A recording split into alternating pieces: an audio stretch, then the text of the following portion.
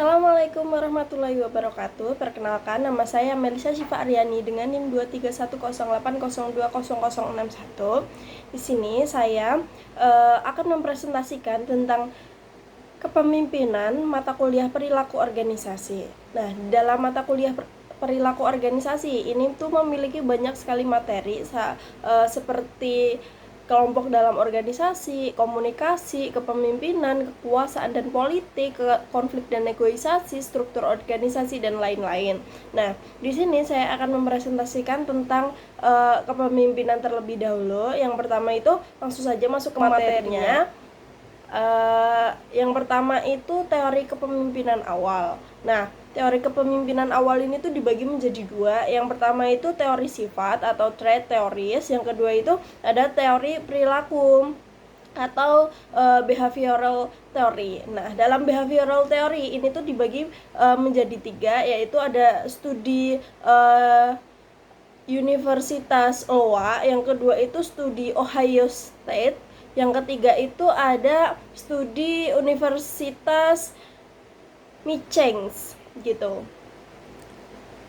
Lalu selanjutnya itu dalam trait theories itu tuh teori yang mempertimbangkan kualitas dan karakteristik pribadi yang membedakan pemimpin dan bukan pemimpin. Untuk tujuan yang terkait dengan kepemimpinan, yang pertama itu pasti ada dorongan atau drive. Nah,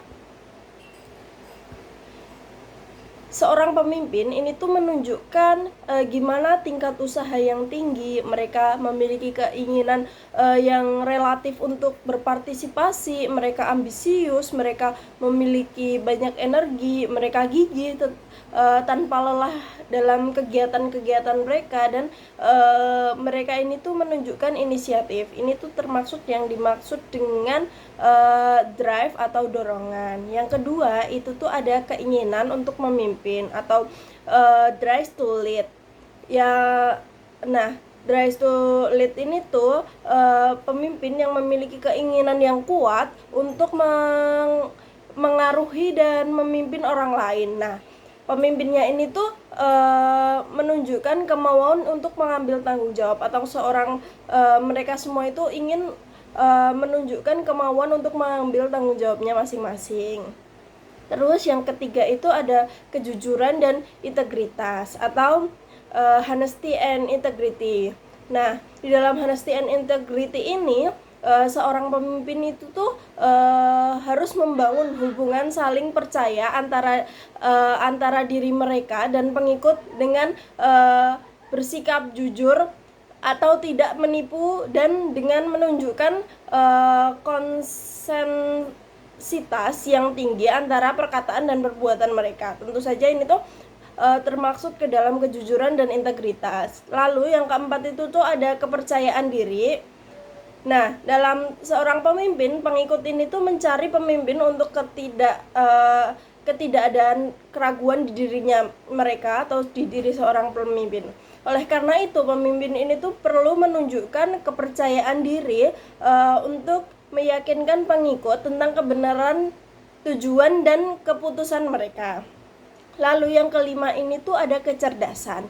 Nah, di dalam diri seorang pemimpin ini tuh perlu cukup cerdas untuk mengumpulkan dan menafsirkan sejumlah besar informasi, dan mereka ini tuh juga perlu dapat menciptakan visi, memecahkan masalah, dan membuat keputusan yang benar. Atau seorang pemimpin ini tuh diwajibkan untuk cerdas dan jangan jalan di tempat saja. Lalu yang keenam, ini tuh ada pengetahuan yang relevan dengan pekerjaan. Artinya seorang pemimpin yang efektif ini tuh memiliki pengetahuan tingkat tinggi tentang perusahaannya atau industri, atau ada masalah teknis ini tuh mereka harus tahu dulu. Lalu pengetahuan mendalam memungkinkan pemimpin untuk membuat keputusan yang tepat dan memahami implikasi dan tujuan tersebut. Lalu yang terakhir ini tuh ada extraversion. Nah, seorang pemimpin ini tuh adalah orang yang energik, lincah. Mereka ini tuh harus ramah, tegas, dan jarang diam atau menarik diri. Jadi seorang pemimpin itu nggak boleh menjadi seorang pemimpin yang introvert, tapi mereka itu harus menjadi seorang yang ekstrovert, atau mereka tuh bisa menunjukkan diri mereka, atau mereka bisa menarik dirinya menjadi orang yang lebih ramah, lebih tegas, lebih lincah begitu. Jadi seorang pemimpin itu diharuskan untuk ekstrovert. Lalu selanjutnya itu ada teori perilaku atau behavioral theories. Nah, teori ini tuh mengusulkan bahwa perilaku tertentu membedakan pemimpin dari bukan pemimpin. Contohnya itu dari studi Ohio State ini tuh mengidentifikasi 2 dimensi perilaku pemimpin.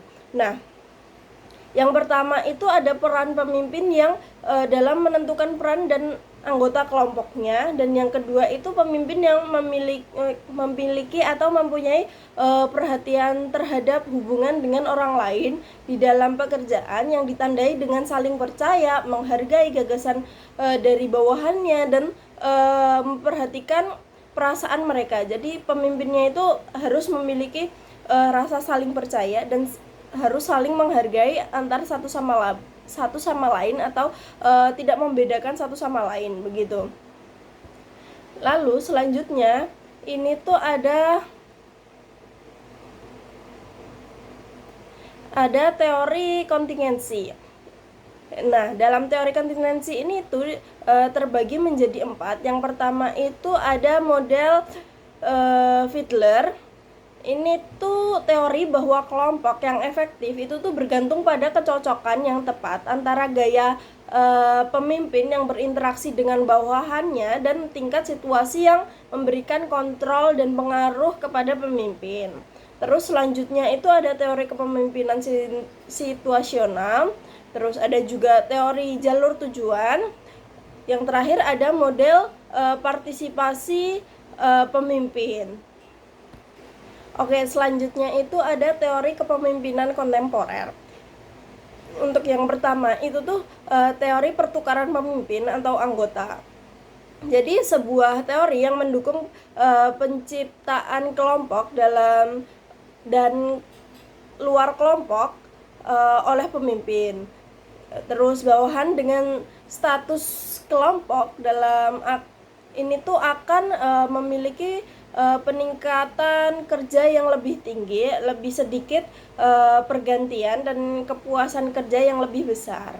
Selanjutnya ada kepemimpinan karismatik. Nah, sebuah teori ini tuh kepemimpinan yang menyatakan bahwa pengikut ini tuh membuat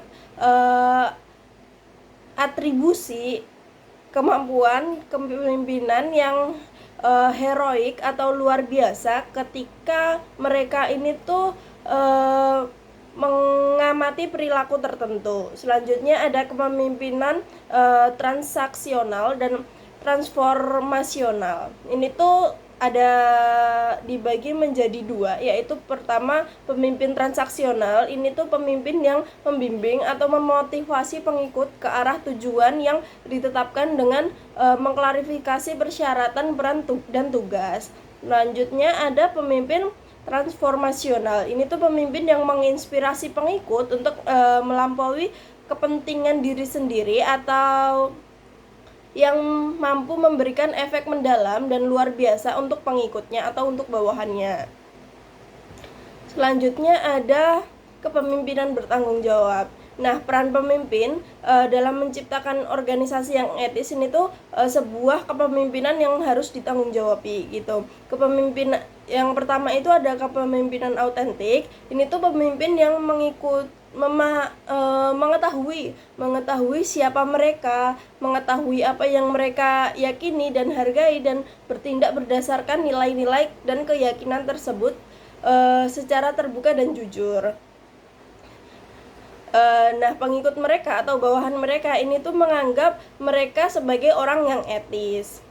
Selanjutnya ada kepemimpinan etis.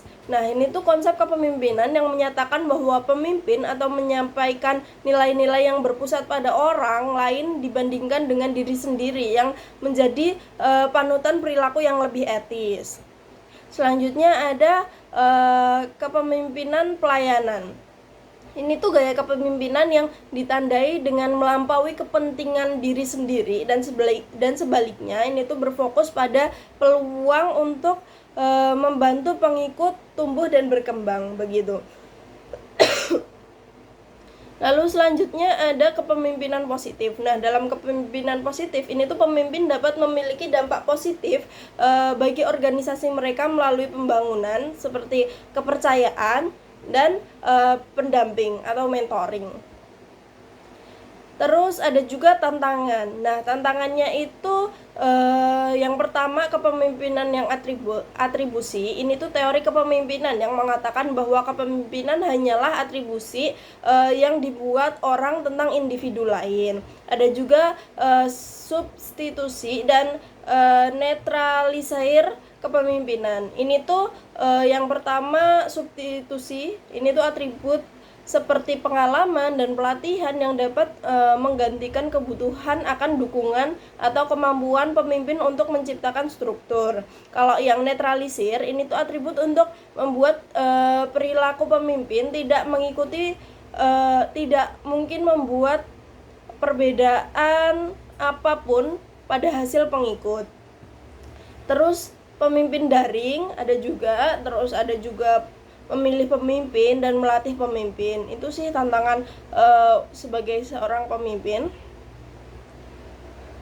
Nah, jadi ringkasan dari materi ini tuh kepemimpinan memainkan peran sentral dalam memahami perilaku kelompok, karena pemimpinlah yang bisa mengarahkan kita tujuannya itu mau kemana. Jadi seorang pemimpin itu harus mengetahui tujuan arah organisasinya itu mau kemana, dan mengetahui apa yang membuat pemimpin yang baik seharusnya berharga untuk meningkatkan kinerja kelompok. Ada juga kerangka kepribadian dari The Big Five. Ini tuh menunjukkan hubungan yang kuat dan konsistensi antara kepribadian dan kepemimpinan. Ada juga kontribusi utama pendekatan perilaku adalah mempersempit kepemimpinan menjadi gaya yang berorientasi tugas dan berorientasi pada orang. Dengan mempertimbangkan situasi ini di mana pemimpin beroperasi, teori kontingensi ini tuh menjanjikan perbaikan pada pendekatan perilaku. Nah, teori kontemporer telah memberikan kontribusi besar pada pemahaman kita tentang efektivitas pemimpin, dan studi tentang etika dan kepemimpinan positif menawarkan janji yang menarik.